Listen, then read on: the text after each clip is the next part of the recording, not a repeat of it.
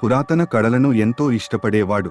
ఒకరోజు అతను హైదరాబాద్ రద్దీ మార్కెట్లో తిరుగుతూ తనకు అర్థం కాని ఆకర్షణతో ఒక చీకటి వీధిలోకి వెళ్ళాడు. ఆ వీధి చివర ఒక పాడుబడిన గ్యాలరీ కనిపించింది. అది చాలా పాతదిగా, నిశ్శబ్దంగా, భయంకరంగా అనిపించింది.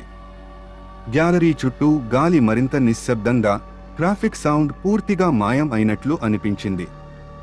గ్యాలరీ తలుపు తెరవగానే లోపల చీకటి, పాతపడిపోయిన వాసన మరియు అసహజమైన నిశ్శబ్దం అతనిని చుట్టుముట్టాయి. గ్యాలరీలో పాత వస్తువుల మధ్య ఒక చిత్రకళ ప్రత్యేకంగా కనిపించింది. దాని మీద ముసుగు కప్పబడింది. రఘు ఆ ముసుగును తీసిన వెంటనే అతని మనసు కదిలిపోయింది.